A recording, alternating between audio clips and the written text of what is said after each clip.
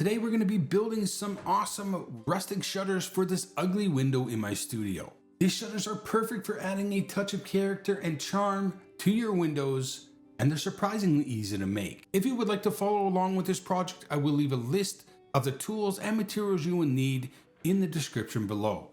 Let's get started. The size of your shutters will depend on the size of your window. In my case, my window is 46 by 46 in an inset window. Using a saw, I cut the tongue and groove boards to 50 inches each. This gives me a 4-inch overlap. Now that I have my tongue and groove boards all cut, I start by laying out the tongue and groove boards in my desired pattern. Then I use my brad nailer to secure the boards together. Now it's time to cut the cross members.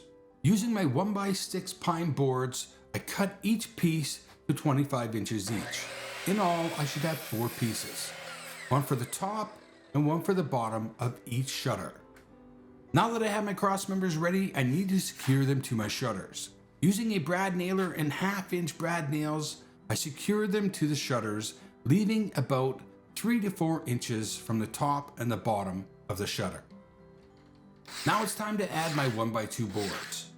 Cutting the 1x2 boards to 25 inches in length, I attach them to the top and bottom of each cross member, making sure that my 2-inch side is facing up. This will give the shutters more depth. To make my rustic shutters look even more rustic, I am using 1/2-inch wood bolts. These will be evenly spaced across each cross member. To secure my bolts to the rustic shutters, I am using a 1/4-inch pilot hole with 1/2-inch socket and 1/2-inch wood bolts. Using an adapter for my 1/2-inch impact gun and a 13mm socket, I drove the bolts evenly spaced into my cross members. Now that I have my bolts secure and flush to my cross members, I will use a small amount of black spray paint to give it some depth and texture. Now before I add stain to my shutters, I'm going to use a grinder to give it a more rustic look. Some people use chains and a sander to achieve the same effect. Now it's time to add stain to my shutters.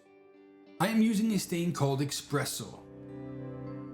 This will give it a dark, rich look, exposing all the imperfections of the shutters, making it look more rustic.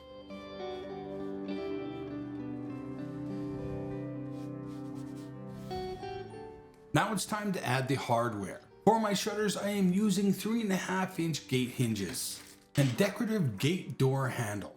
Again, links for all of this will be in the description below.